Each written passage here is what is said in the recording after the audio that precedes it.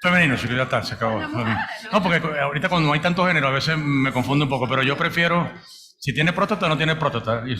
Bueno, todavía no hemos Ya está. ratificado los Si no tiene otros próstata, si no tiene próstata es mujer, si tiene próstata es hombre y se acabó.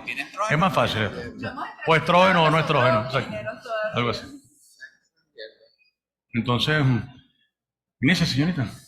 Sí, si quiere. Bueno, no sé, o quién quiere que.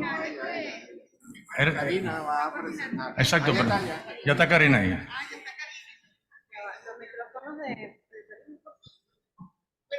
Los micrófonos de Tarino. Están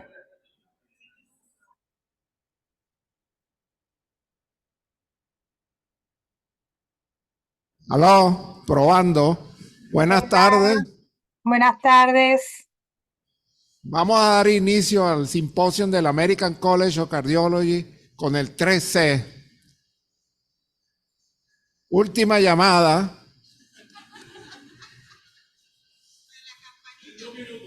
Tienen 2 minutos. El doctor Lempira Guevara, a la primera fila. No, dile.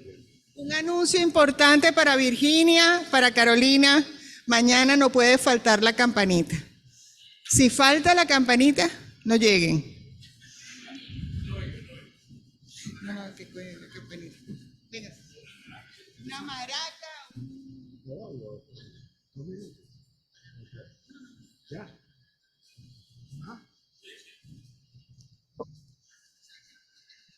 Buenas tardes. Vamos a dar inicio al simposio del American College of Cardiology con el 3C. Para comenzar voy a dejar con ustedes a la doctora Karina González Carta, cardiólogo internista de la Clínica Mayo de Rochester, Minnesota y de Ascardio. Es profesora de la Clínica Mayo, es también la gobernadora actual del American College of Cardiology, capítulo Venezuela, y es también del board de mujeres del American College of Cardiology y de líderes del American College of Cardiology. Ella va a dar inicio a este simposio. Adelante, doctora Karina González Carta. Hola, muy buenas tardes para todos. Como siempre, es un verdadero placer acompañarles la tarde de hoy en el marco del 13 de la Sociedad Venezolana de Cardiología con un importante simposio de la mano del Colegio Americano de Cardiología. En esta oportunidad vamos a estar acompañados de distintas mujeres cardiólogos de la región que nos acompañarán en este simposio. Tengo el agrado de compartir como coordinadores al doctor Mendoza y a la doctora Susana Blanco.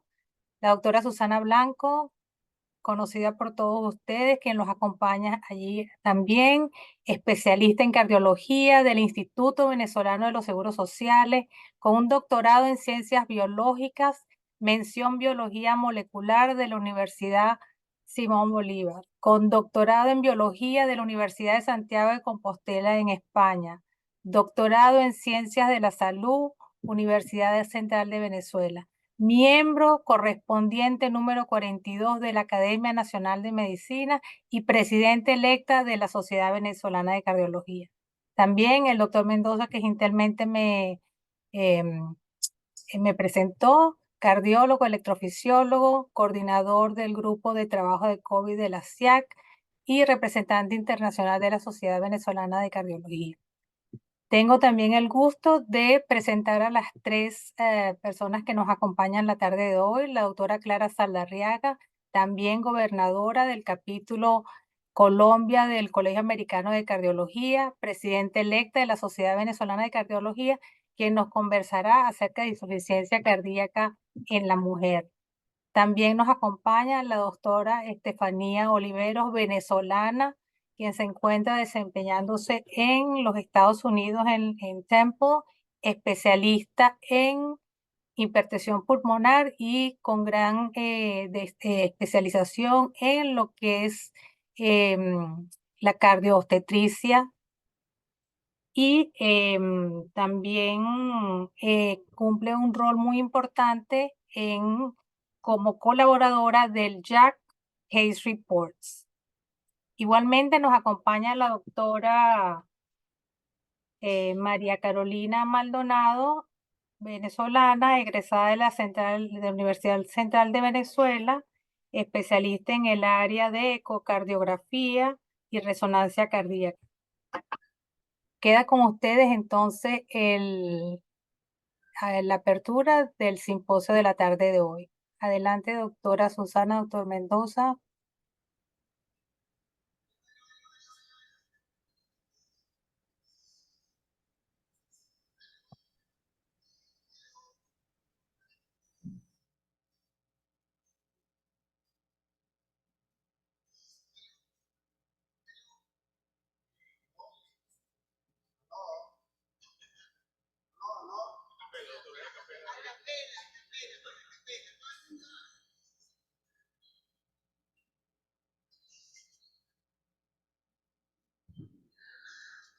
Hola, buenas tardes. Bueno, para mí de verdad es un placer presentarles, coordinar este simposio, espléndido simposio en compañía compartiendo la coordinación con alguien tan importante para nosotros, tan espléndido siempre en todos nuestros eventos y que ha estado lado a lado con nosotros desde que, bueno, de años atrás, como la doctora Karina Carta. Gracias, Karina, de verdad para nosotros es un honor.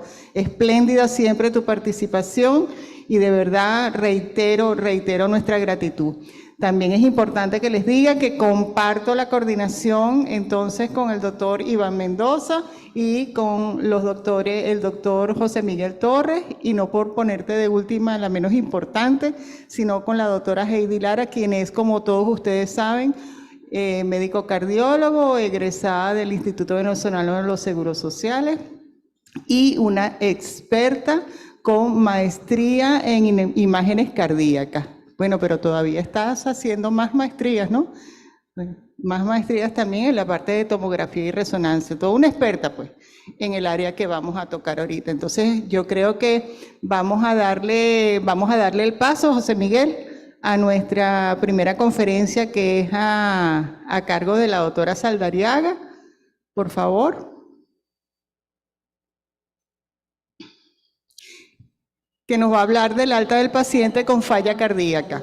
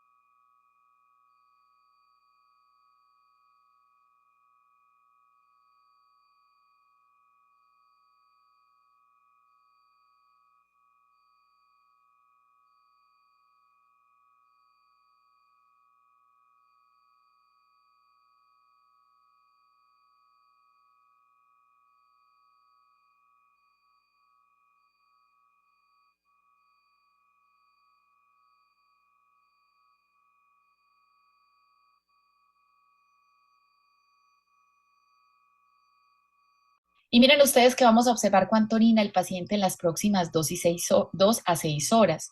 La diuresis debería ser a 100 a 150 cc por hora. O si podemos medir el sodio en la orina y este está por debajo de 50 a 70 miliequivalentes, deberíamos irnos al doble de la dosis. El siguiente bolo, que va a ocurrir 6 horas después del inicial, si el paciente no cumplió las metas de diuresis, va a ser del doble de la dosis. Esperamos otras 6 horas. Si el paciente no responde, nos vamos a ir a diuréticos en combinación. Y ese es un tema fascinante, los diuréticos en combinación, porque yo les aseguro que es lo que se va a imponer en el manejo de la insuficiencia cardíaca aguda. Estos son 2 estudios que les voy a mostrar muy interesantes, que han revolucionado lo que sabíamos del tratamiento de la congestión. El primero es el ADBOR del doctor Wilfred Mullens, que se publicó en el 2022, donde a los pacientes se les suministraba acetazolamida intravenosa adicional a la furosemida cada 12 horas durante 3 días. Y este estudio demostró que la gente se descongestiona más rápidamente y miren ustedes que la seguridad de la intervención fue muy buena. Cosas interesantes del ADBOR, incluyó pacientes que ya venían tomando previamente furosemida en casa, una dosis equivalente a 80 miligramos. Si la gente no venía tomando diuréticos, tal vez empezar con diuréticos en combinación no es la opción, pero en alguien que sí los venía recibiendo es una muy buena alternativa. 2, este estudio que se llama Chlorotic, furosemida más acetazolamida, en una población bastante similar a la que habíamos visto en el ADBOR, solo que aquí se combinó la furosemida con hidroclorotiazida. Se hizo un esquema muy interesante porque entre peor era la función renal, más alta era la dosis de hidroclorotiazida, incluyeron pacientes hasta 15 mililitros minuto de filtración glomerular, y nuevamente en este estudio la gente se descongestiona más rápido. Aquí sí en la parte de seguridad tuvieron más eventos de trastornos hidroelectrolíticos, pero es otra alternativa, sobre todo porque en muchos de nuestros países de América Latina no tenemos acetazolamida venosa, tenemos acetazolamida oral, el ADBOR la utilizó intravenosa. La hidroclorotiazida o las tiazidas en general son una buena opción en pacientes que tienen sodio normal. Recuerden siempre revisar el sodio de sus pacientes. Si tienen una hiponatremia dilucional, si el sodio está abajo de 130, pues no es una buena opción combinar la hidroclorotiazida. Entonces, primer mensaje, lo que se va a imponer ahora y lo que se recomienda es ser un poquito más agresivos con la diuresis desde el ingreso y considerar los diuréticos en combinación. Pero también miren qué interesante que la otra tendencia grande en el mundo es a empezar las terapias en el hospital en pacientes que no venían recibiendo fármacos como los ARNI, los ISGLT2, empezarlos en el hospital es el concepto actual y tratar de no retirar aquellas drogas que les salvan la vida a los pacientes con insuficiencia cardíaca y que venían recibiendo previamente, excepto que haya una contraindicación para su uso. Quiero mostrarles esta publicación que hicimos para la Revista Europea de Cardiología con el doctor Piotr Ponikowski, donde revisamos la evidencia de todos los últimos estudios en insuficiencia cardíaca. Y miren ustedes del lado derecho, que ahora tenemos un gran número de ensayos clínicos que han iniciado la terapia desde el hospital. Hemos aprendido entonces que hay que cambiar el paradigma, empezar una vez el paciente está estable, las drogas en el hospital y hacer una buena planeación al egreso y titular a los pacientes rápidamente. 3 puntos clave de cuándo es seguro iniciar la terapia en el hospital. En esto están de acuerdo estudios como Pioneer con sacubitril valsartán y como el estudio que vimos con empagliflozina, el EMPULSE, en pacientes acudamente descompensados. Pacientes que tienen más de 100 de presión sistólica, pacientes que tienen una dosis estable de diuréticos en las últimas 24 horas y que ya no reciben medicación vasoactiva o inotrópica en las últimas 24 horas, están listos para empezar la terapia oral en el hospital. Miren que muy poquita evidencia tenemos con las drogas anteriores, betabloqueadores y ECAs o ARAs de inicio en el hospital. Con espironolactona tenemos este estudio que se llama ATINA, donde las dosis altas de espironolactona realmente no benefician a los pacientes agudamente descompensados, no se compensan más rápidamente y tampoco hacen menos trastornos del potasio. Con Pioneer HF aprendimos que si sacubitril valsartán se inicia en el hospital, incluso en pacientes que no recibían previamente IECAs o ARAs, se reduce más rápido el NT-proBNP y los pacientes se hospitalizan menos a 180 días. aún incluso si no tenían un uso previo de IECAS o ARAS. Y con el estudio EMPULSE con empagliflozina aprendimos que es seguro empezar empagliflozina desde la hospitalización. Estos pacientes estaban en promedio 3 días después del ingreso al hospital cuando se inició la terapia. Se logra reducir los desenlaces importantes, clínicos relevantes, y lo más clave de este estudio es que fue seguro empezar la terapia en el hospital. Nuevamente quiero mostrarles todos los estudios recientes que tenemos. Tenemos estudios que han evaluado la eficacia diurética de los ISGLT2 en pacientes que llegan al hospital descompensados. Realmente la eficiencia diurética es pequeña de estas drogas, pero creo que hay que verlas más como en el largo plazo, todo lo que brindan en disminución de eventos y lo rápido que mejoran los pacientes. Y probablemente si ustedes hace 2 años me hubieran preguntado a mí si había alguna evidencia de que las dosis altas titular a los pacientes con insuficiencia cardíaca cambiaban el pronóstico, probablemente mi respuesta habría sido diferente. Pero quiero mostrarles que empezar las drogas en el hospital y lo más importante, una vez el paciente se va a casa, conectarlo en un sistema de seguimiento, llámese programa de insuficiencia cardíaca, llámese un programa post-alta, y titular las dosis de los medicamentos rápidamente cambia el pronóstico. Y acá les traigo este estudio que es el STRONG-HF, un estudio fascinante donde, independiente de la fracción de eyección a pacientes que llegaban agudamente descompensados y que no tenían al menos el 50% de la dosis estándar de IECAS, ARAS, betabloqueadores o antialdosterónicos, y que además tenían elevado el NT-proBNP. Se les hacía una titulación rápida en el hospital, sacándolos con al menos el 50% de las dosis. Miren ustedes que en 6 semanas tenían a la gente en la dosis máxima de estas familias. Y este estudio se terminó tempranamente por una reducción significativa en las hospitalizaciones por falla cardíaca o la muerte por todas las causas. Además, incluso la gente que tenía fracción de eyección preservada, un concepto que no teníamos en mente de cómo uno podría tener titular y tener un tratamiento estándar de la falla preservada podría funcionar, aún incluso en estos pacientes se lograron reducir los eventos.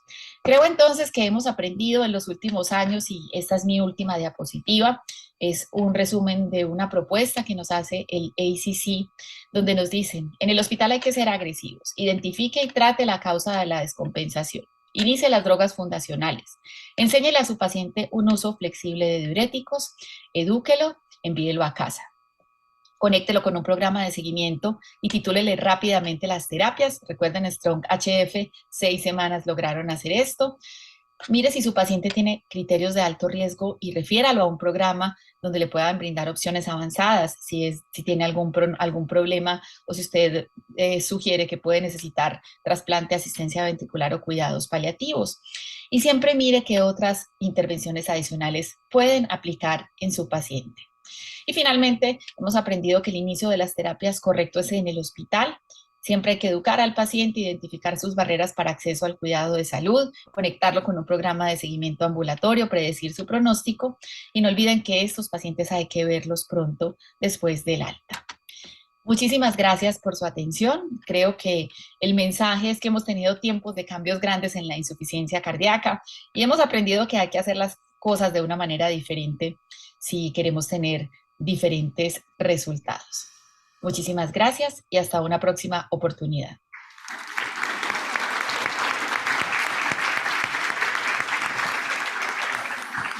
Bueno, hemos tenido algunas dificultades con la doctora Clara. Ustedes saben que la doctora Clara realmente es una superestrella. Está sumamente ocupada, no le ha sido posible conectarse, está completamente copada en clínica y no va a poder conectarse para responder algunas preguntas, y tenemos también problemas para conectarnos con Nueva York con Estefanía, por lo que vamos a cambiar un poco el orden para ver si le da tiempo posteriormente a Estefanía de conectarse, y probablemente vamos a hablar pero tranquila, porque podemos discutir un ticket de insuficiencia, un ticket lo dicen en Curazao, dicen ticket cuando dice un poquito de insuficiencia cardíaca, a propósito de a propósito de que tenemos 2 buenas imagenólogas en insuficiencia cardíaca. Yo les quería preguntar a las 2 qué opinaban de hacer seguimiento imagenológico de los pacientes que ingresan en el contexto de insuficiencia cardíaca aguda a la emergencia, que titulamos rápidamente con diuréticos. Ahora tenemos esas opciones estupendas de utilizar acetolamida endovenosa combinada con furosemida. Nosotros hemos tenido la oportunidad de usarlo y son tremendamente efectivos. El paciente se descongestiona muy rápidamente. Pero también hemos visto cambiar la fracción de eyección que evaluamos en la emergencia y la fracción de eyección con la que egresan de acuerdo al tiempo en que recibieron los medicamentos, y si sobre todo haces titulación rápida, de repente hay unos cambios en la función ventricular que llegan a ser casi mágicos. No necesariamente en la primera hospitalización, pero cuando el paciente vuelve a control, encuentras un ventrículo con el que no estaba contando, ingresó con 15% de fracción de eyección y regresa 6-8 semanas después con 60% de fracción de eyección. A ver, hey. ¿Hay algún protocolo? ¿Qué cosas utilizan ustedes imagenológicamente para los clínicos para pronosticar o para seguir pacientes con insuficiencia cardíaca? Bueno, voy a empezar.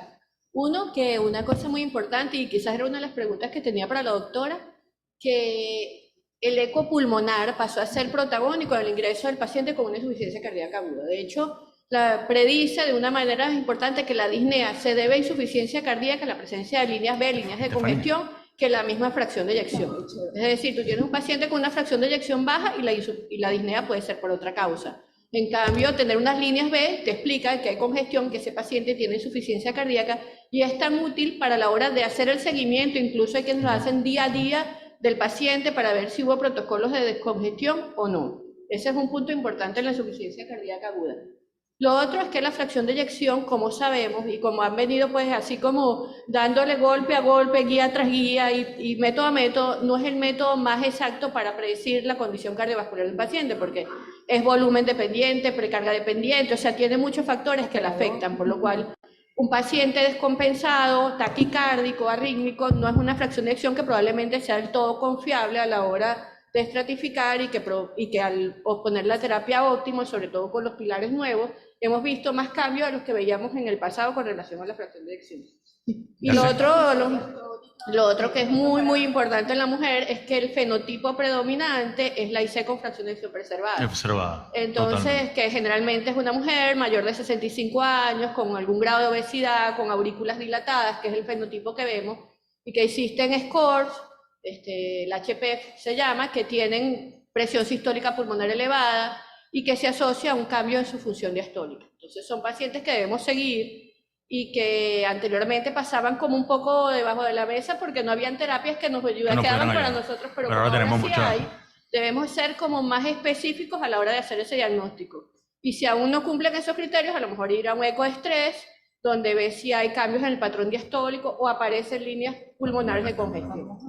Si estuviera la doctora Hirschau, a lo mejor también nos hablaría de los otros protocolos, del protocolo de congestión de Bexus, de vena cava, que también nos permiten evaluar el grado de congestión de los pacientes. No sé si tú quieres añadir. Ya se conectó Estefanía, entonces Estefanía también tiene una agenda apretadísima ahí, está entre 3 partos, una hipertensión pulmonar severa, esto es un problemático.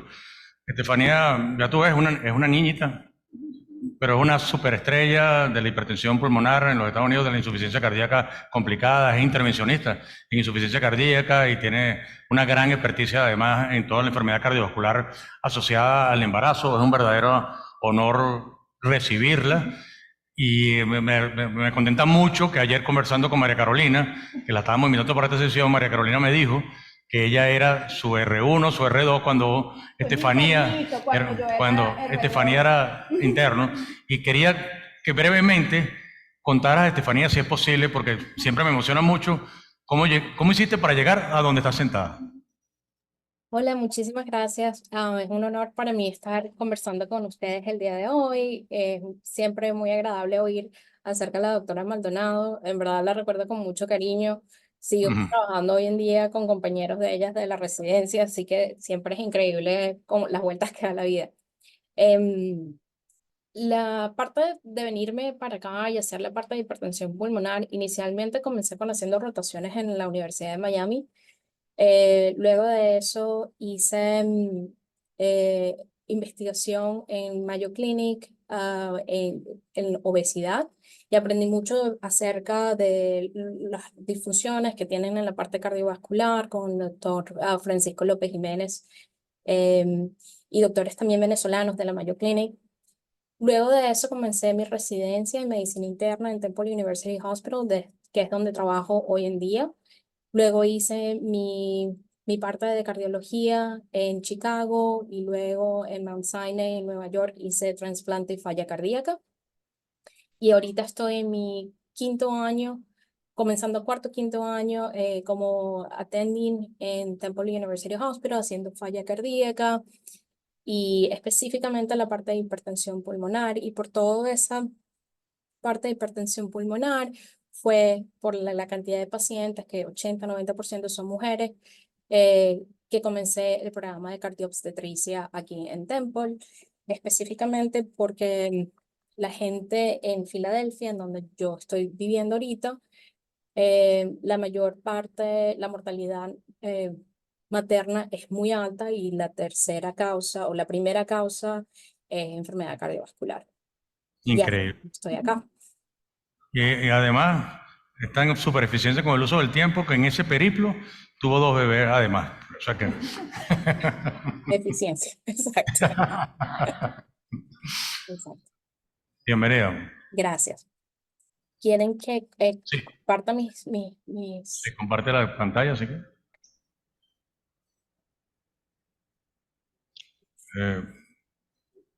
Ariadna, ¿estás pendiente? Ariadna, creo que Estefanía está compartiendo pantalla. No sé si está todo bien. Ok, chévere. Ah, Ok. ¿Pueden ver mis pantallas perfectamente? perfectamente. Ok, buenísimo. El día de hoy lo que vamos a hablar es acerca de miocardiopatías durante el embarazo. Espero que con esta charla lo que podamos comprender y expandir un poquito el conocimiento es cómo hacer esa evaluación y el manejo de insuficiencia cardíaca durante el embarazo, identificar cuáles son los equipos, las partes del equipo multidisciplinario que tiene que ayudar durante la condición y tratar de meternos un poquito, somos todos cardiólogos, meternos un poquito en la mente de los obstetras para entender qué son las cosas que tenemos que hacer y cuál es nuestro rol. Antes de comenzar, lo que quisiera es volvernos un poquito a la parte de medicina, en la parte de fisiología cardiovascular durante el embarazo. La fisiología cardiovascular durante el embarazo tiene principios de cambios hemodinámicos. Aquí en este dibujo lo que ven es el porcentaje del cambio y ven también cuáles son las semanas antes del el parto. Lo primero que vas a ver es un aumento del plasma sanguíneo. Usualmente la mujer puede aumentar 50% de ese plasma en todo ese transcurso y eso ocurre a partir del primer trimestre y segundo trimestre. Eso también va a venir acompañado de una expansión o disminución de toda esa resistencia vascular. La paciente va a tener disminución de la presión arterial y por compensación va a tener un aumento de la parte de la taquicardia, la sinusal. Eso va a aumentar todo ese volumen del corazón que es capaz de aumentar y aumentar también el gasto cardíaco. Es importante también entender que va a haber cambios hemodinámicos con esa expansión del volumen que conversamos ahorita, va a haber cambios también con expansión de la sangre y va a haber mayor cantidad de eritrocitos, aproximadamente un 30%, que eso aumenta a partir de la semana 20. Es importante remarcar que las semanas 20 a 25 es donde hay mayor cambio hemodinámico. Imagínate esto en una paciente que tiene falla cardíaca y aumento de la cantidad de volumen y cómo puede manejar todo eso. Hay cosas que son hematológicas que ocurren por un aumento de la retención de agua y de sodio, cambios en la aldosterona, angiotensina, renina y estrógeno. Todo eso va a hacer que ese plasma aumente, a pesar de que haya un poquito de aumento de los eritrocitos. Lo más importante es que hay como una expansión completa del volumen. Todo eso hace que haya cambios protrombóticos y cosas que pueden ocasionar más coágulos en la paciente. También hay cambios posturales. Cuando el feto está, la paciente en supino, va a haber compresión de la cava. Si se pone en decúbito lateral, la vena cava puede ser aliviada. ¿Qué sucede durante el parto? Hay varias partes. Tienes el primer, segundo, tercer trimestre y tienes también los estadios del parto. El parto, la parte de estadio número 1, que normalmente uno no recuerda, a menos que esté muy envuelto con la parte de obstetricia, es toda esa parte en la cual el cervix se dilata y todo se pone como más delgado. Tienes la segunda etapa en donde tienes la parte de contracción activa. Es importante entender que tu gasto cardíaco, el cardiac output, va a aumentar de entre 30 a 50% a lo largo de esa fase del parto. Entonces vas a entrar en un proceso de estrés en el cual, si la persona no tiene un estado compensado de fracción de eyección, eso va a ser un gran impacto sobre la hemodinamia durante esa fase. Otras cosas que van a pasar es que con cada contracción uterina que la paciente tiene cada 3 o 5 minutos, que son efectivas durante la fase 1 o la fase 2, van a haber un aumento del ritmo cardíaco, va a haber aumento también de la presión arterial y todo el plasma va a aumentar. Todo eso vuelve a la normalidad en la parte del posparto y es interesante pensar en la fase 3 cuando la placenta sale, porque tienes una autotransfusión de 500 cc, son como 2 latas de Coca-Cola que estás recibiendo automáticamente en bolos cada 5 minutos cuando ese útero está contrayéndose. Es importante entender todas estas fases, específicamente cuando estamos hablando de falla cardíaca. Todo vuelve a normalizarse en la fase de 3 a 6 meses. Por lo tanto, cuando uno trata de planificar el parto para una mujer embarazada, es importante entender que desde la semana 20, semana 24, el día del parto y las 72 horas postparto son posiblemente las áreas o los momentos más críticos del manejo de las pacientes con falla cardíaca. Les voy a presentar un caso. Es una paciente de 36, 7 años, multípara, que se presenta en tu emergencia con 38 semanas de embarazo. Ella no tiene cambios, nunca había seguido con un obstetra o con un cardiólogo. La presión arterial es 190/110, el pulso arterial son 110 y está respirando 25 respiraciones por minuto. La presión yugular está a mitad del cuello, a 18 centímetros de agua y puedes oír un tercer sonido, está sumamente hinchada cuando se presenta. Entonces le pregunto a la audiencia, ¿es esto insuficiencia cardíaca o se trata de hallazgos normales durante el embarazo? Es insuficiencia cardíaca. Lo interesante es que cuando uno estudia acerca de la insuficiencia cardíaca o los cambios del embarazo, hay síntomas que son muy comunes. Cualquier persona que haya estado cerca de una persona embarazada o haya estado embarazada por sí misma, sabe que hay muchas cosas que son muy comunes con insuficiencia cardíaca y los cambios, ¿no? La persona puede tener problemas para respirar, tiene que tener taquicardia, se puede oír el primer sonido como dividido, puedes oír incluso un soplo, pero es simplemente la glándula mamaria que ha expandido en tamaño y puedes oír un soplo. Hay un desplazamiento del apex cardíaco porque cuando el volumen del abdomen sube, puede desplazar también ese apex, ese pulso. Pero hay cosas que no son normales. Si tú, por ejemplo, la paciente se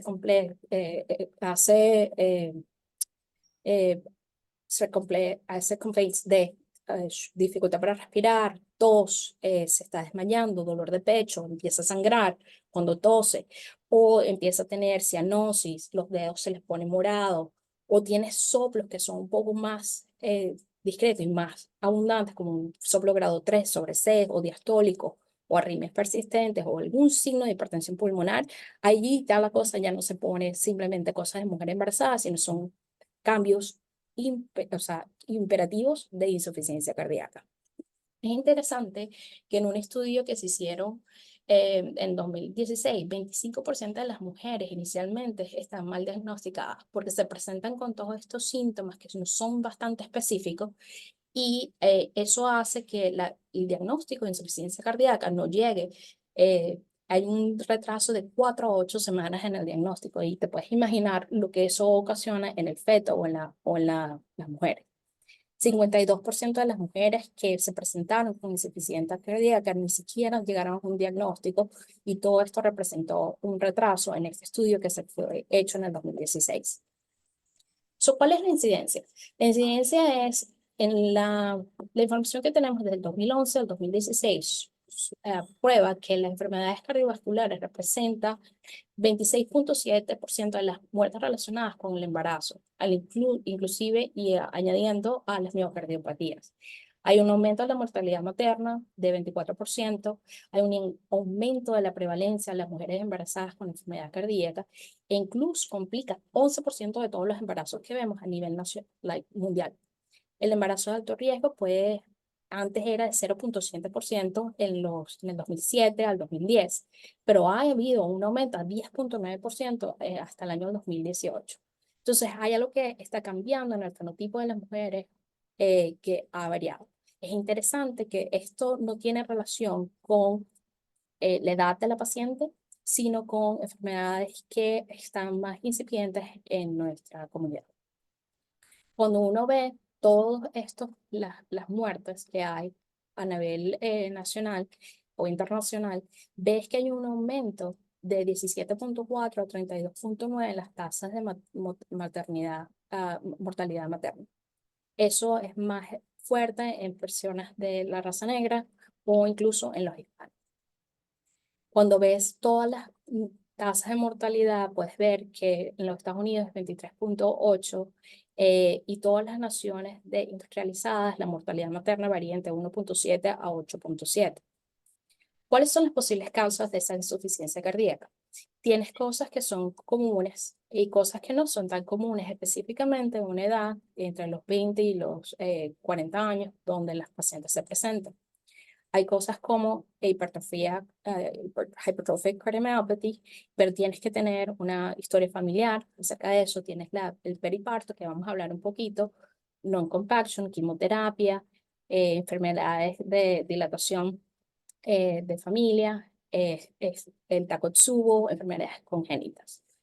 Cuando estamos hablando de las enfermedades cardiovasculares, es importante no solo pensar en la función del YHA class, sino también cuál es el riesgo de que ese paciente tenga una complicación cardiovascular durante el embarazo. Hay 3 diferentes riesgos cardiovasculares y scores que se han utilizado: el Sahara, el CARPREG y la MWHO, que vamos a discutir. Cuando ves el Sahara, esto fue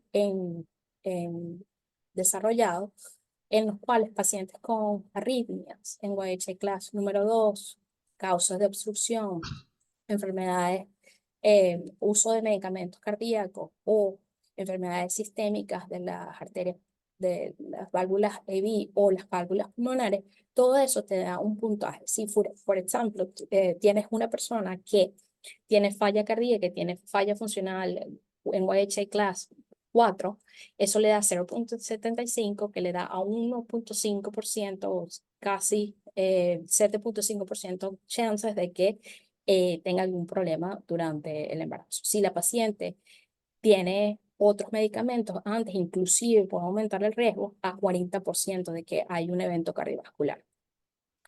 Si esa misma paciente que discutimos antes lo utilizas en el score de CARPREG, lo que ves es que si hay fallo ventricular, eso te da 2 puntos, 2 puntos más 3 puntos. Y si la paciente te dice que no puede moverse, es 41%. Este score fue desarrollado específicamente para las pacientes con enfermedades congénitas. La Organización Mundial de la Salud también generó otro riesgo, otra calculadora, en la cual si utilizamos esto para la gente con falla cardíaca, vemos que cualquier persona con clase funcional 2, con una fracción de eyección de 45%, entra en una mortalidad de 17%. Mientras que las pacientes que tienen una fracción de eyección reducida a menor de 45% pueden incluso llegar hasta 50% de la mortalidad.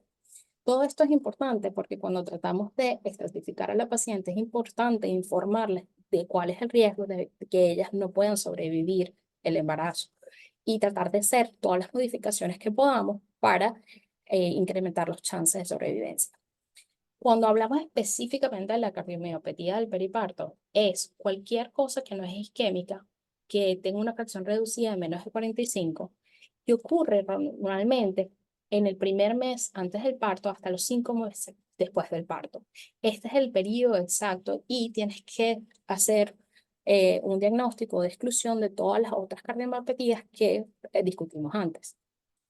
Cuando hablamos específicamente de esta etiología, lo que vemos es que de 1.3 a 48% de las pacientes que sufren de este problema tienen una mortalidad bien alta.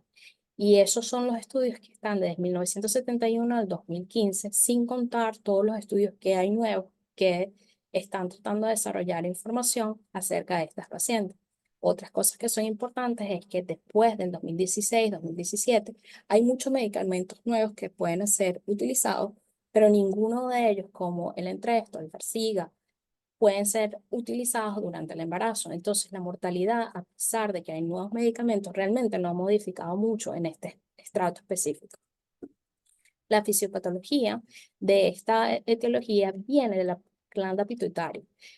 Todo lo que ocurre es un problema con la prolactina que produce cambios en la función endotelial y lo que produce es apoptosis de los cardiomiocitos y eso generado con la placenta, todo eso crea toda esa falla cardíaca, incluso muerte del miocardio. Las terapias son divididas en dos. Cuando está la paciente embarazada, puedes utilizar diuréticos, betabloqueantes, hidralazina, nitratos, digoxina, pero no puedes utilizar cosas como nitroprussida. Después de que el paciente hace el delivery del parto, lo que puedes utilizar es diuréticos. Puedes utilizar enalapril o captopril, que pueden ser seguros durante el amamantar, y beta bloqueantes. Cosas como aldosterona, Entresto, ibabridina, Farxiga no han sido probados cuando la paciente decide lactar. Es importante saber que tienes cosas que son diferentes. Esta referencia es bien útil y cuando le hacemos un poquito de zoom, vemos todas las cosas que se pueden utilizar durante el embarazo, durante la lactancia y que pueden incluso afectar al bebé. Cuando ves toda la teoría de qué tanto o cuánto sobreviven estas pacientes, tienes diferentes registros de Alemania, Nigeria, de los Estados Unidos, incluso Europa, en los cuales la mayor parte de la sobrevivencia varía entre el 2% a 19%, la más alta es en Nigeria, y las pacientes pueden presentar una recuperación entre 12 meses, 6 meses, 5 años, incluso 17 meses. Esta misma paciente a la que viste antes te está preguntando ahora, dio a luz al bebé y quiere saber si puede tener otro, que es una pregunta muy común. Cuando la paciente consiste después de que tú lo pones en medicamentos con una fracción de eyección menor al 50%, hay un chance de 50% que esa paciente pueda tener una recaída, 43% que la paciente sigue con la falla cardíaca, tenga un parto pretérmino 50%, el chance de mortalidad en un embarazo subsecuente inclusive puede llegar a 18%. Si la paciente logra recuperar la función cardíaca por más de 50%, la mortalidad materna baja a 0%, el parto pretérmino a 13%, la persistencia de falla cardíaca se queda en como 14% y el chance de que la paciente tenga un relapso de falla cardíaca es 1 en 3. Es importante incluir a diferentes personas cuando hablamos de los tipos de equipos que pueden participar en el cuidado. Todo tiene que ser basado en la paciente y luego de eso puede usarse para compartir el manejo con personas de alto riesgo, obstetricia, la gente de médicos primarios, los neonatólogos, farmacia, enfermería, anestesia. Dependiendo del trimestre, todo va a variar cómo va a ser el manejo. A partir de las 20 semanas de embarazo, tienes que evaluar que el feto vaya a llegar de una manera sana al final y crear planes de parto. Todo está basado en la idea de que tratas de tener un plan de preconcepción y luego llevar al paciente a término. Otras cosas que son importantes es aumentar la educación y aumentar las políticas de acceso a terapias y conocimiento acerca del manejo de pacientes embarazadas, que como muchos saben en la audiencia, por estar embarazadas están excluidas de mayor parte de las cosas de clinical trials, y tratar de avanzar y entender que las mujeres, por no ser capaces de participar en la mayor parte de los clinical trials, o tener menos peso, o tener diferentes cuerpos que son más pequeños que la de los hombres, en los cuales son los que participan en los clinical trials, tienen menor acceso a trasplante, válvulas mecánicas o diferentes cosas que los hombres pueden tener acceso. Entonces, en conclusión, quisiera terminar con decir que la enfermedad cardiovascular representa 25% de las muertes maternas, la miocardiopatía representa el 11% de las muertes maternas totales y 32% de las muertes maternas tardías. La insuficiencia cardíaca es la indicación más común de hospitalización cardiovascular posparto, y la identificación temprana de personas con riesgo de desarrollar síntomas de insuficiencia cardíaca es fundamental para abordar la contribución cardiovascular a la morbilidad y mortalidad materna. Y la cardiobstetricia y el enfoque multidisciplinario puede impactar la sobrevivencia no solo de la madre, sino del niño. Este es mi equipo acá. Muchísimas gracias.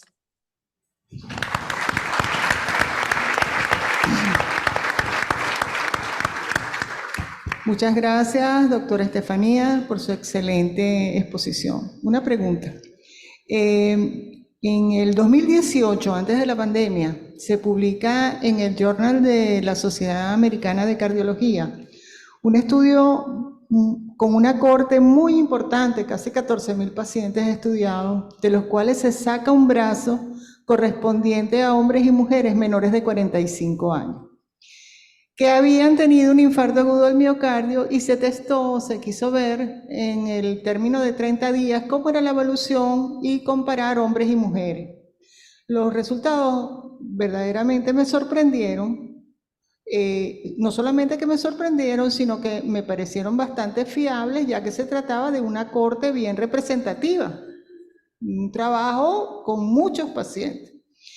Entonces, los resultados decían que cuando se tenía menos de 45 años, en el hombre y en la mujer, un infarto agudo del miocardio o una complicación cardiovascular en el hombre menor de esta edad tenía mejor pronóstico, buen pronóstico, si era menos de 45 años. Pero en la mujer era todo lo contrario. Menor de 45 años, un IM, por ejemplo, y sobre todo un IM con elevación del ST, con falla cardíaca asociada, tenía peor pronóstico. Pero los odds ratios estaban entre 5 y 6, es decir, 5 veces peor pronóstico o 6 veces peor pronóstico en la mujer menor de 45 años, mientras que en el hombre menor de 45 años era un factor de buen pronóstico. Por supuesto, de ahí en adelante miré a la mujer con menos de 45 años que entraba en IC, la miré con mucho cuidado. Lo mismo pasa en la mujer embarazada. Nosotros estamos viendo un rango de edad entre 35 y 45 años, donde las enfermedades cardiovasculares en la mujer, doctora, embarazada, pues generalmente condicionan pronósticos reservados y verdaderamente se están viendo cada vez más. Dígame una cosa, ¿usted no piensa que la añosidad es un factor de verdad relevante en el hecho de que hoy en día se tenga tantas complicaciones cardiovasculares en la mujer embarazada? La añosidad. Ese término, exacto, esa primigesta añosa, segundigesta añosa, tercerigesta añosa. No se lo tome personal. No, para nada, para nada. No, para nada. No pasa nada. Entonces, que pone a la mujer en ese rango que yo le estoy diciendo en ese estudio entre 35 y 45 años, donde el pronóstico de una enfermedad cardiovascular es tan sombrío. Quisiera su opinión. Muchísimas gracias por la pregunta. Es una de las cosas que llaman más la atención cuando uno hace esta parte, que hay definitivamente una tendencia a nivel internacional en el cual las mujeres tienden a quedar embarazadas a mayor edad, y automáticamente a partir de los 32 años ya inclusive eres de alto riesgo, sin importar si tienes alguna enfermedad cardiovascular de antecedente o no. Yo creo que una de las cosas que es más notoria cuando uno revisa los resultados de ese estudio que usted menciona en el 2018 es que hay en estas mujeres un par de cosas que son importantes. Uno es el peso. El peso de todas esas mujeres es un poquito más alto que las otras poblaciones, lo cual es interesante porque eso todo va asociado con un mayor riesgo cardiovascular. Lo segundo es que hay más tendencia o prevalencia de diabetes, hipertensión, que comienzan a edades más tempranas.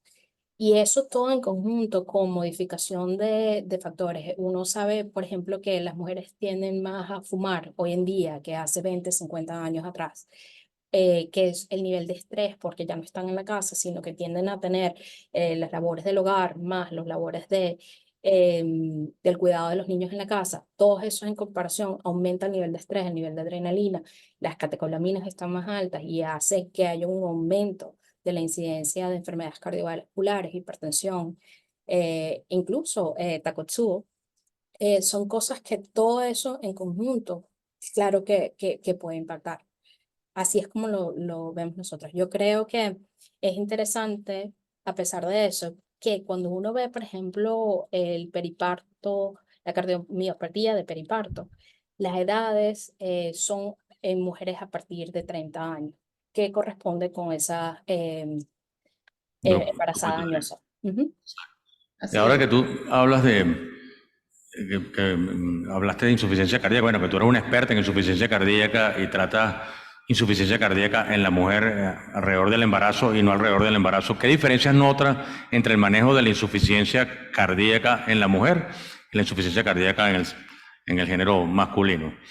¿Tienes que modificar algunas de tus aproximaciones terapéuticas o de diagnóstico de acuerdo al género? Es interesante esa pregunta porque uno trata de que eso no afecte, pero realmente sí afecta. Las mujeres tienen, la mayor parte de los medicamentos están aprobados para un hombre blanco de 71 años. Y eso, sin ofender Como a yo. la audiencia, pero es realmente como fueron diseñados la mayor parte de todos estos estudios clínicos, Como ¿no? yo. Exacto. Pero es básicamente eso. Pero cuando se presenta una mujer que mide, que es más pequeña, es una mujer que la presión arterial normal a base no va a ser de 120, sino de 90. Cuando tú tratas de introducir todos estos medicamentos, el Entresto, el beta-bloqueante, la hidralazina, tienes un límite en la cantidad de medicamentos que puedes efectivamente darle a la paciente. Y no hay estudios acerca de eso, de cómo puede uno hacer una dosis tolerable para la mujer. Entonces, eso es una parte que es importante, que creo que hay una limitación qué tanto medicamento se puede la paciente recibir.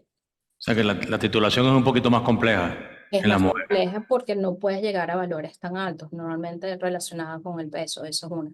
Segundo es que pasa mucho y es muy frecuente que la mujer cuando tiene falla cardíaca en la parte de alrededor de los embarazos, es muy difícil que esa mamá de 2, 3 niños, 4 niños pueda venir a la clínica a las visitas porque tiene que cuidar y es la cuidadora principal de los niños Exacto. familiares. Entonces, el acceso a los médicos y al cuidado de su propia salud es mucho más limitado.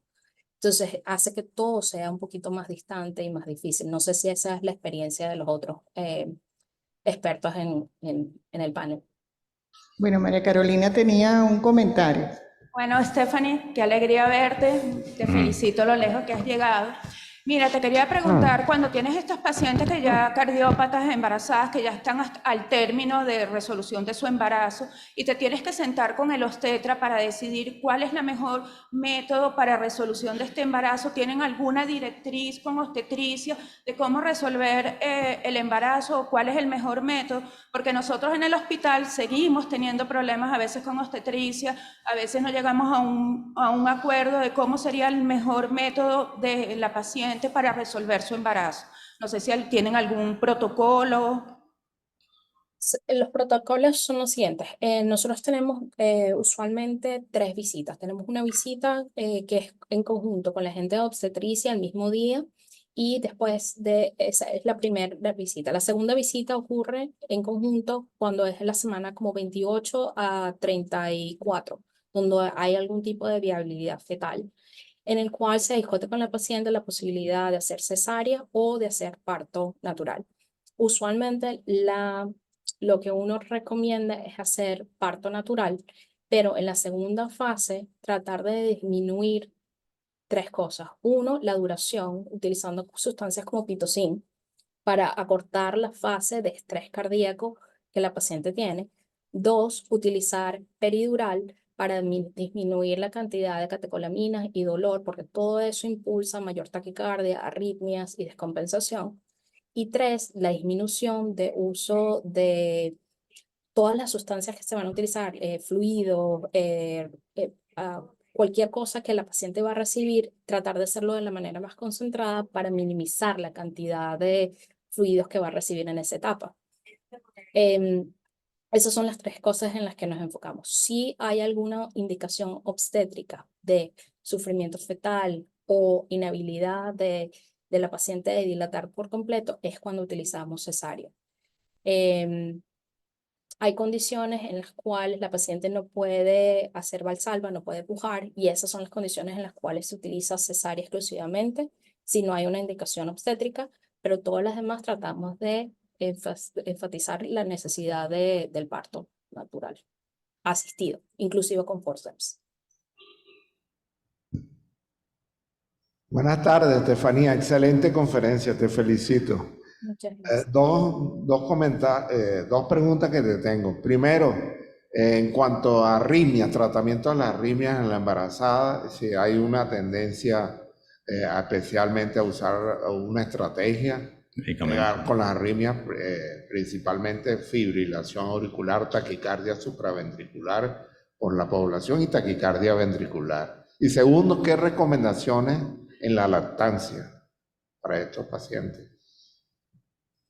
La parte de arritmias es bien interesante. La mayor parte de las pacientes, un 70%, tienden a presentarse es con enfermedad taquicárdica sinusal normal, que a tiempos es un poquito inapropiada. Entonces, el uso de beta bloqueantes puede ser algo satisfactorio porque pueden aliviar un poco de los síntomas. Uno de los problemas con utilizar beta bloqueantes en esa etapa para taquicardias supraventriculares, arritmias relacionadas con fibrilación auricular o incluso flutter, puede ser que el bebé pueda recibir a través de la placenta parte de ese beta bloqueante.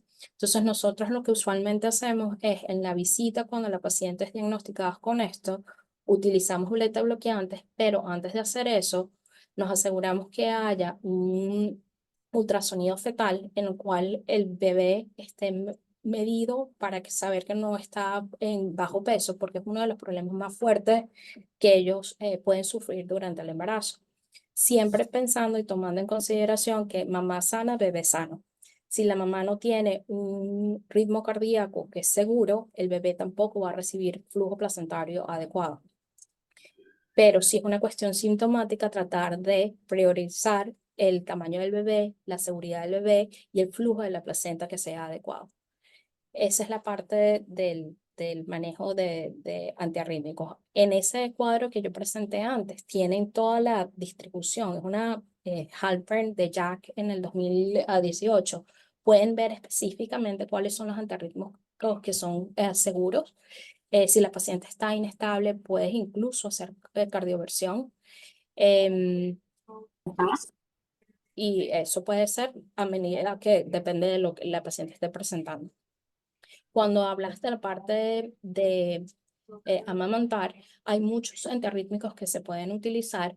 Lo único es que pueden ocurrir 2 cosas. Uno, que la paciente pasa a través de la leche mamaria, la leche materna, el beta bloqueante o la digoxina o el antiarrítmico y el bebé puede tener bradicardia o incluso se pueden poner hipoglicémico.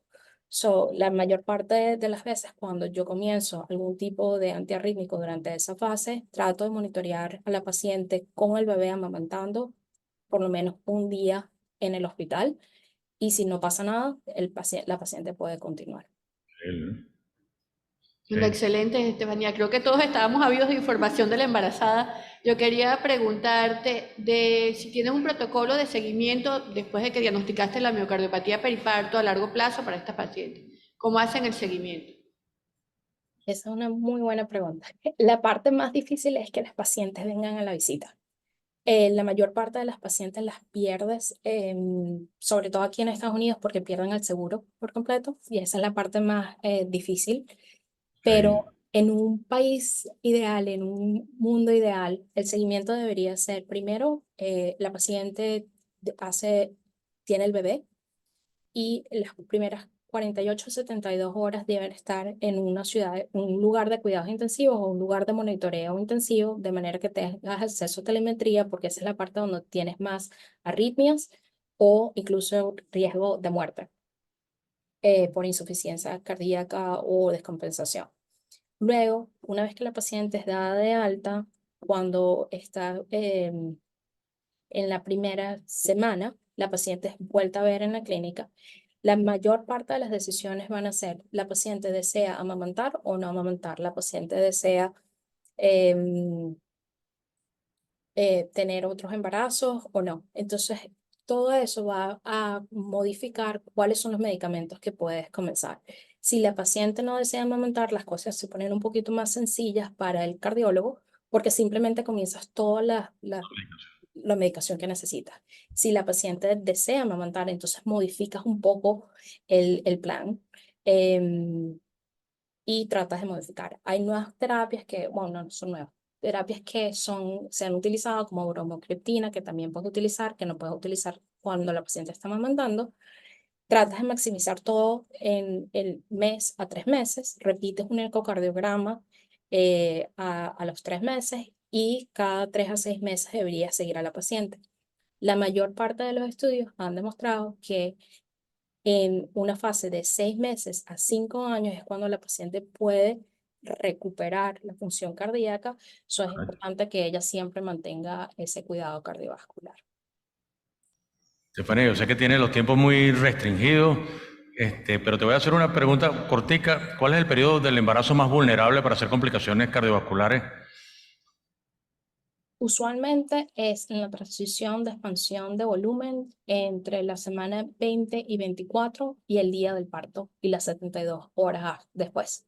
Después. Esos son los periodos donde tenemos que ser más cuidadosos en el manejo de la paciente. Correcto. ¿Has tenido alguna experiencia con disecciones coronarias espontáneas en el medio del embarazo? ¿Cómo manejarla? Esa es la parte más, una de las partes más es interesante porque no hay mucha literatura al respecto. La manejas como un paciente coronario, pero es mucho el riesgo y depende en dónde es la disección. Usualmente la parte del diagnóstico creo que es la parte más difícil porque uno no tiende a pensar que una paciente de 20 años puede tener un infarto miocárdico. Y creo que la dificultad es simplemente el diagnóstico. Identificar que hay un electrocardiograma que tiene un problema, identificar que el dolor de pecho puede significar esto y usar medicamentos, aspirina, betabloqueantes o cosas para mantener o disminuir el daño del miocardio. Daño del infarto. Increíble. Bueno, muchas gracias. ¿Hay otra intervención? Doctor. Una pregunta. Tengo una paciente que desarrolló cardiomiopatía durante el embarazo. La fracción de eyección se fue a 40, pasó, se recuperó por completo y vino a mi consulta y ¿cuántas veces me puede dar eso? Porque quería volver a salir embarazada. ¿Qué le digo? Creo que y la fracción de eyección recuperó más de 50. Sí, recuperó. Hay un 1 en 3, un 31% de chance de que haya relapso, 0 chances de que tenga muerte en el próximo embarazo, como un 10 a 15% que el próximo embarazo tenga chances de pretérmino o enfermedades de preeclampsia. pero es importante que sepa que siempre hay un chance de que tenga recurrencia. O sea, que las mujeres son bastante más valientes que los hombres. Yo no vuelvo a salir Toda embarazado la ni que vida. me canten lo que me... Toda la vida, yo no, qué apreciación, Dios mío, descubrió el agua tibia este hombre. Bueno, Estefanía, de verdad, ha sido un honor para nosotros. Te reiteramos nuestra mayor gratitud. Gracias por estar con nosotros, gracias por compartir tu tiempo y sobre todo esos conceptos tan importantes que muchos de nosotros necesitamos tanto, que es la parte de enfermedad cardiovascular durante el embarazo, en el transcurso del embarazo. Gracias, Estefanía, de nuevo.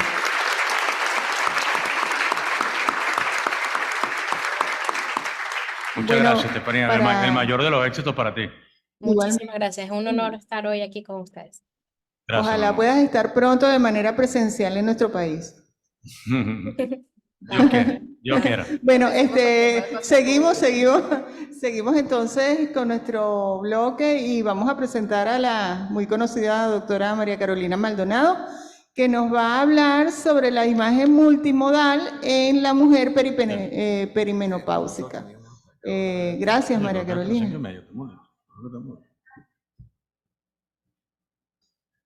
Muchas gracias a ustedes por la invitación, muchas gracias al doctor José Miguel por la invitación. Y bueno, vamos a hablar de la imagen multimodal en la etapa perimenopáusica. ¿Por qué es importante hablar de la enfermedad cardiovascular en la mujer si sabemos que también es la primera causa de mortalidad también en el hombre? Lo que pasa que para nosotros o para hacer el diagnóstico, la enfermedad cardiovascular de la mujer realmente a veces es un reto diagnosticarlo. Bien sea por, como vamos a ver más adelante, por su fisiopatología, por sus diferentes etapas que atraviesa la mujer durante la vida. A veces estos factores de riesgo se solapan y a veces se incrementan. Entonces, por eso es un reto diagnóstico. Según la Organización Mundial de la Salud, al año, a nivel mundial, mueren más de 7.5 millones de mujeres por enfermedades cardiovasculares. Ahí la importancia de hacer un diagnóstico precoz en todas las etapas de la vida de la mujer. Ya cuando tenemos el cese de la protección estrogénica, hay un incremento exponencial del riesgo cardiovascular de la mujer comparado con el hombre. Y esto es lo que veníamos conversando ahorita previamente, que cuando tenemos una mujer, bien sea con un síndrome coronario agudo, con o sin elevación del ST, el compromiso de esta mujer, la evolución de esta mujer, a veces es mucho más deleteria que la evolución de la cardiopatía o del síndrome coronario agudo en el hombre, y por eso que ellas mueren un porcentaje entre 3 a 6 veces más que el hombre cuando se instaura en la misma edad un síndrome coronario agudo.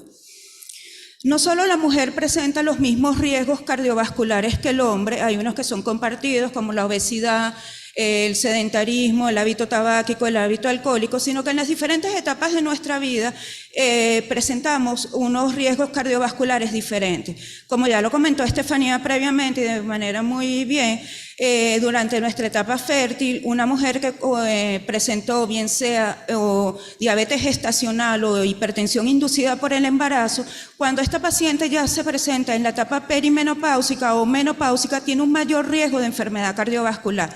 Sobre todo sabemos que la diabetes gestacional es una gran convertidora de diabetes tipo 2 posterior a lo que la mujer da a luz. Y sabemos que la hipertensión inducida por el embarazo, independientemente que después la mujer que da a luz no queda con hipertensión, es un factor de riesgo bastante importante en la etapa menopáusica de desarrollar hipertensión sistémica. Además, también otro de los factores que nos pueden afectar o incrementar el riesgo es la edad de la menarquia, la edad de la menopausia y también el uso de terapia de reemplazo hormonal. Esto siempre ha sido muy controversial. No es que la terapia de reemplazo hormonal me aumente el riesgo cardiovascular. Lo que pasa con la terapia de reemplazo hormonal es cuando yo la instauro. Se dice que me aumenta el riesgo cardiovascular si la instauro en una etapa muy tardía de la menopausia, porque me genera un proceso proinflamatorio que también me afecta el sistema cardiovascular. Sabemos que al perder el efecto protector de los estrógenos son vasodilatadores, nos controlan los niveles de colesterol y triglicéridos en la mujer en nuestra etapa fértil. Al llegar al embarazo, este riesgo cardiovascular se incrementa ya que tenemos una aterogénesis más acelerada, nos aumentan los niveles de colesterol LDL, los aumentos de triglicéridos, también cambia la morfología de la mujer con un mayor incremento a nivel de la grasa abdominal. Por eso es muy importante hacer una adecuada estratificación en todas las etapas de la mujer para poder hacer un diagnóstico precoz de enfermedad cardiovascular para poder instaurar una terapéutica adecuada. Sabemos que los scores clínicos que utilizamos habitualmente para estratificar a los pacientes generalmente no son muy útiles para estratificar a la mujer, ya que la mayoría de la estratificación en mujeres menores de 70 años las clasifica como de bajo riesgo. Y sabemos que eso no es así, sabemos, como ya les venía comentando, cómo se incrementa de manera exponencial entre al final de la cuarta y quinta década la enfermedad coronaria. Por eso tenemos que hacernos de herramientas que nos permitan una adecuada clasificación y estratificación precoz de esta paciente para saber si simplemente califican para cambios de estilo de vida, terapéutica médica o una terapéutica intervencionista. Sabemos que dentro de las enfermedades cardiovasculares en las mujeres, más del 50% se deben a enfermedad coronaria obstructiva.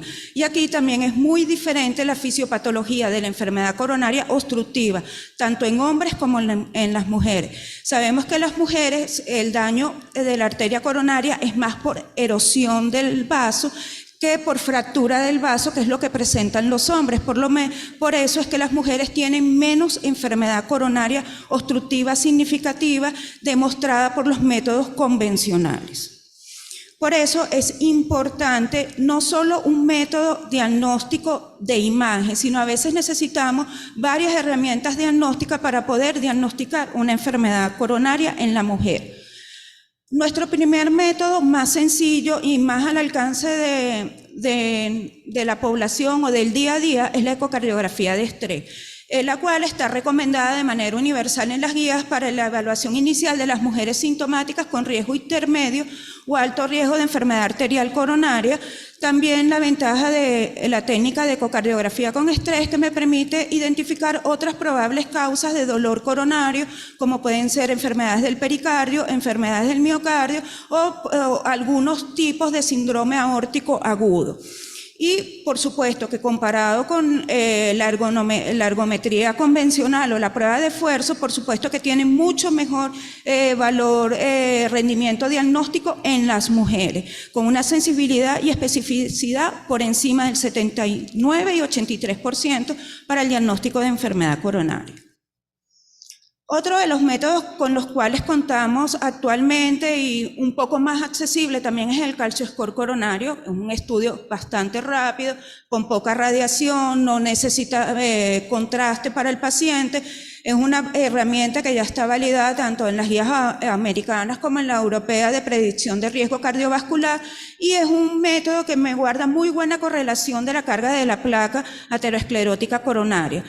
Lo más importante de este método es que me permite reclasificar a los pacientes, no solo a los hombres, sino a las mujeres. Esos pacientes que por los scores clínicos los tenía con riesgo intermedio, que a veces era la zona gris donde no sabía si terapéutica médica, cambios de estilo de vida, me permite reclasificar a los pacientes, y sabemos que es una medida directa de la presencia aterosclerótica. Puede guiar el tratamiento, pero sabemos que no es un marcador de isquemia necesariamente. Un paciente con calcio score moderado o alto no necesariamente tiene enfermedad coronaria obstructiva o intraluminal. Esto es un predictor más que todo, pero nos debe hacer pensar que un paciente con alta carga o un score de calcio, no me debo quedar solo con eso, sobre todo en las mujeres. Bueno, la angiotomografía coronaria es uno de los métodos que se ha venido a posicionar actualmente. Es un método en el cual nos permite clasificar o determinar la enfermedad coronaria, sobre todo en pacientes de riesgo intermedio, no de alto riesgo, riesgo intermedio, y esto también aplica para las mujeres, o pacientes con una prueba de estrés previamente, mujeres con una prueba de estrés no concluyente o una prueba de estrés positiva pero dudosa. Entonces, bueno, estos pacientes deberían de llevarse a tomografía coronaria. La detención del calcio coronario confiere alta sensibilidad para enfermedad arterial coronaria obstructiva significativa mayor al 96% y es un predictor de riesgo cardiovascular en mujeres con alta sensibilidad y especificidad y un valor predictivo negativo, que es lo más importante, en torno al 91 al 99%, y mujeres con angioTAC normales, la mortalidad por enfermedad cardiovascular es baja, entre el 0,15 al 0,4%. Esto también nos da a entender que una paciente con una angiotomografía coronaria y un score de calcio en menor de 100 y una angiotomografía coronaria sin evidencia de enfermedad arterial coronaria tiene poca probabilidad de hacer una enfermedad o de un alto riesgo de evento cardiovascular mayor. También tenemos que tomar en cuenta la composición de la placa. Sabemos que en las mujeres, a diferencia de los hombres, no necesariamente la placa es cálcica, de por sí la proporción de placa cálcica es menor, generalmente es una placa mixta, fibrolipídica, entonces por eso a veces necesitamos de otros scores.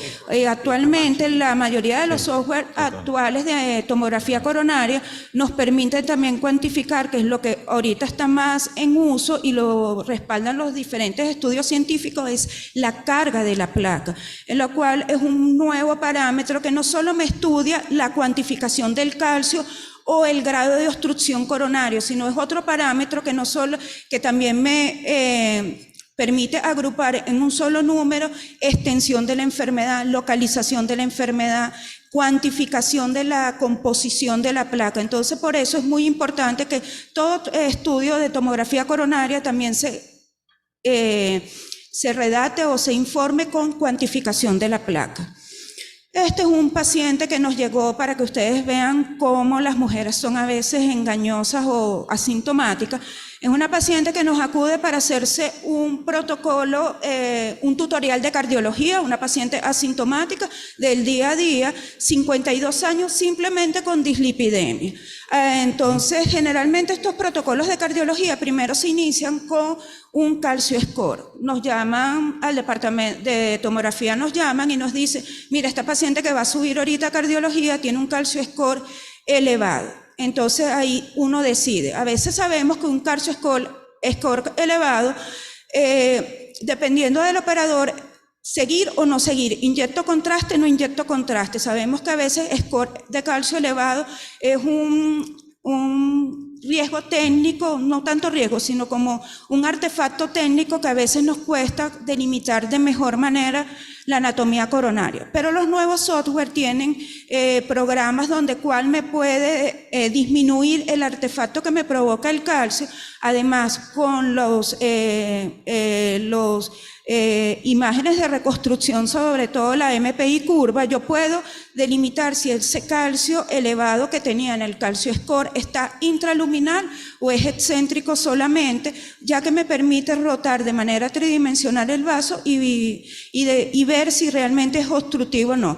Aquí nos dimos cuenta que esta paciente tenía una enfermedad coronaria significativa de la descendente anterior y una enfermedad intermedia de la coronaria derecha, sin ningún tipo de síntoma cardiovascular previo.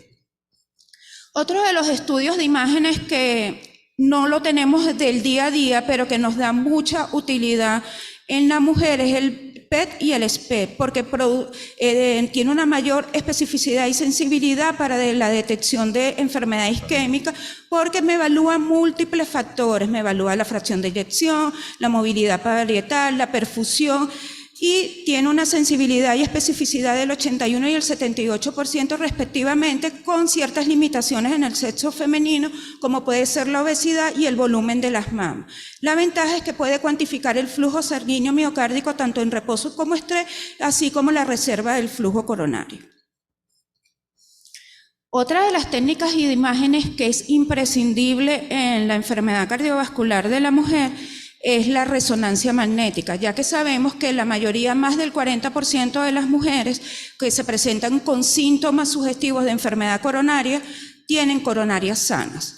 Entonces, esto nos hace pensar de que hay otra causa subyacente en la cual esta paciente me está generando, bien sea síntomas de patología coronaria, cambios electrocardiográficos. Por ende, la resonancia cardíaca tiene una resolución espacial superior y mayor detección de isquemia suendocárdica, especialmente en mujeres las cuales se presentan con cambios electrocardiográficos y coronaria normal. Es excelente reproducibilidad sin exposición a radiación, particularmente beneficiosos también en la etapa del embarazo y la posmenopausia. Y es el estudio clave para identificar la causa subyacente de MINOCA, que sabemos que es la causa principal de enfermedad coronaria no obstructiva en mujeres, ya que nos permite identificar su etiología en más del 87% de los casos. Actualmente, para identificar la causa subyacente de MINOCA, están recomendando las guías actuales no solo una técnica de imagen, sino en ocasiones hasta la combinación de varias técnicas de imagen para mejorar el rendimiento diagnóstico y poder estratificar de mejor manera a estas pacientes y poder dilucidar cuál es la causa del MINOCA, porque sabemos que dependiendo de la causa, la terapéutica va a ser diferente.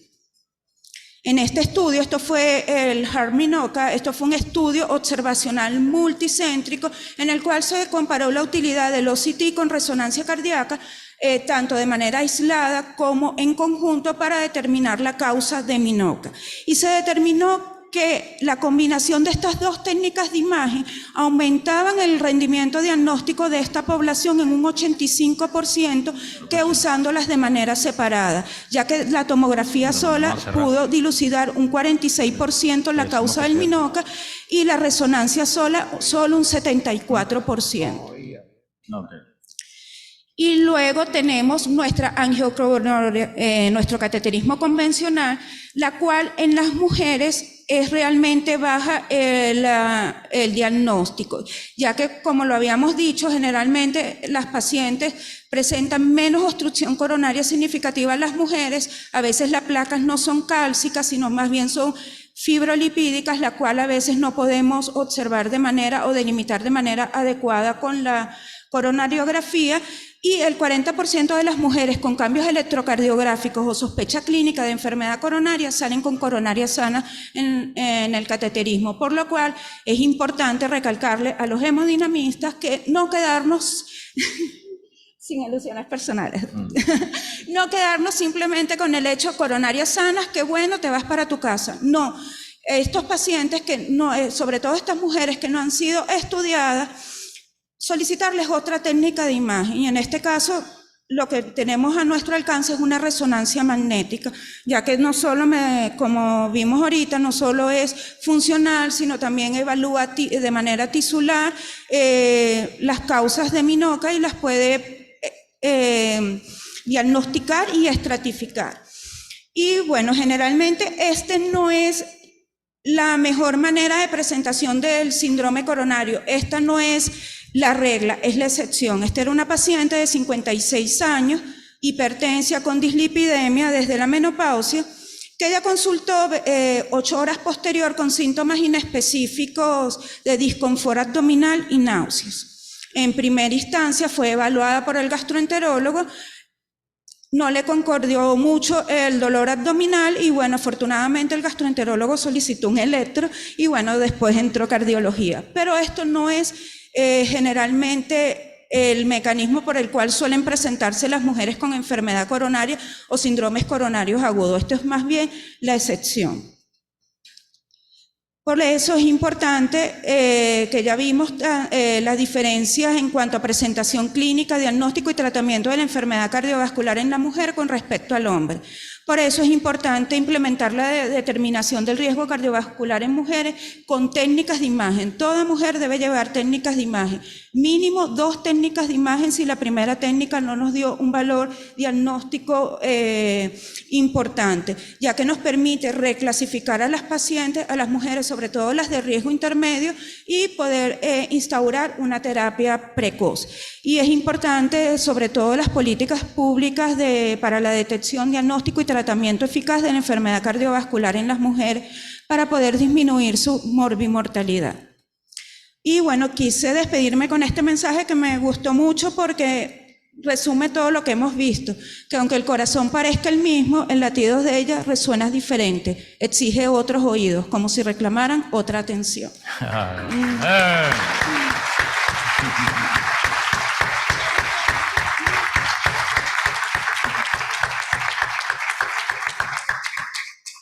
Ya sabe, Leodoro, reclaman otro tipo de Excelente, atención. María Carolina. La verdad que yo creo que María Carolina hizo un paseo por toda la evaluación imagenológica de la mujer en este momento tan importante de la vida. Y bueno, yo voy a empezar con alguna pregunta, partiendo de unas premisas que tú dijiste, que los scores de riesgo convencionales para estratificar el riesgo no son óptimos ni para la mujer ni para el hombre, que el calcio score coronario pasa a ser una herramienta valiosa a la hora de definir el riesgo. De hecho, hay estudios como el CONFIT reciente que dicen que tener un calcio score más de 300 es equivalente a haber tenido una enfermedad, una enfermedad coronaria. Hace prevención secundaria. Y la tercera premisa, que la placa de la mujer es diferente, tiene menos calcio que la del hombre. ¿Qué valor le darías? ¿Le darías el mismo número de score de calcio o al uso de score de calcio en la prevención primaria en la mujer en cuanto a enfermedad coronaria? Bueno, lo importante del score de calcio es que, bueno, como les dije, me permite reclasificar a estas pacientes y poderles colocar una terapéutica más precoz. Agresiva. Sobre todo en las mujeres, un score los parámetros siguen siendo, el score de Agatston sigue siendo igual para el hombre y para la mujer, lamentablemente todavía.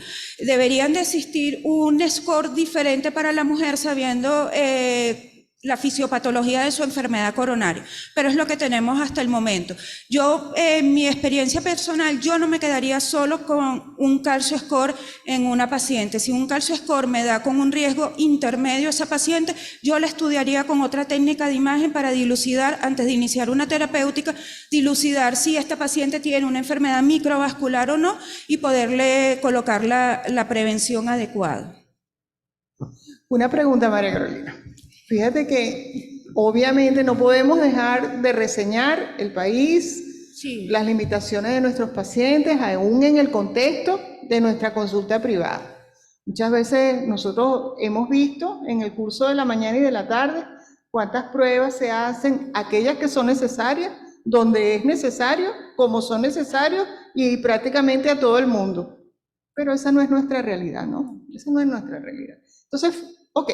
Una mujer de mediana edad, dolor precordial, ¿podías clasificarlo como una angina estable, José Miguel? No puede hacerse una prueba de esfuerzo convencional porque la señora tiene una discopatía lumbar degenerativa. Son las pacientes, exactamente. Paciente del esposo, es paciente del doctor Cartolano. Exactamente, pero tú tampoco tienes un paciente, ¿verdad?, que tiene todas las posibilidades del mundo y tú necesitas, porque esa paciente, no te voy a decir que es diabética, vamos a suponer que no es diabética, que no tiene un hábito tabáquico, no fuma, pero es una paciente con cierto sobrepeso, por encima de 40 años, ok, cierto sobrepeso, sedentaria, sobre todo sedentaria, y no es hipertensa, pero te está hablando de que tiene un dolor. No puedes hacer una prueba de esfuerzo convencional, pero oye, tienes que objetivar de alguna manera y tienes que optimizar de alguna manera el hecho de que tienes que hacerle una prueba funcional para descartar cardiopatía. ¿Qué vas a hacer, María Carolina? Y que esa prueba te lleve a una decisión. Bueno, como usted lo coloca en el contexto, bueno, habría que diferenciar dos contextos. ¿Qué puede el paciente y qué puedo yo hacer, no? Lamentablemente estamos en una sociedad donde no todas las pruebas las podemos hacer y sobre todo por el costo que tenemos. Entonces tenemos que buscar la prueba con la que pueda contar el paciente que nos dé mayor rendimiento diagnóstico, también dependiendo del pretest que tenga este paciente para probabilidad o no de enfermedad coronaria. Es que si el pretest es muy positivo, no tienes mucho que pensar.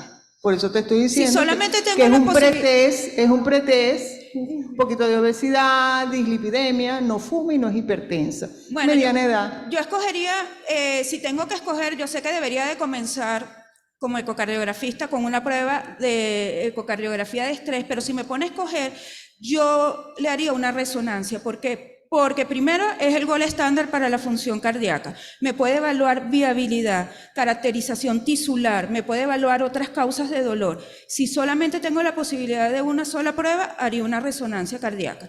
También hay que ver qué es lo que tengo disponible en mi localidad. Si no tengo disponible una resonancia cardíaca, pues bueno, lamentablemente haré una prueba de inducción con un ecoestrés con dobutamina y dependiendo de los resultados, dirigiré a la paciente. ¿Y por qué no pusiste la prueba de estrés con dobutamina primero que la resonancia? Porque como le dije yo con la resonancia, como hablamos de la enfermedad microvascular, me puede ver otras causas subyacentes de dolor coronario. En una sola prueba yo puedo evaluar todo el contexto. Una prueba de inducción tipo dobutamina, sabemos que la presentación de la enfermedad coronaria en la mujer no siempre es obstructiva. Y no siempre me va a dar con inducción, cuando le hago inducción al ejercicio con la dobutamina, no siempre me va a dar positiva. Y eso no quiere decir que la paciente no tenga enfermedad coronaria. Bueno, muchachos. ¿Alguna? Excelente.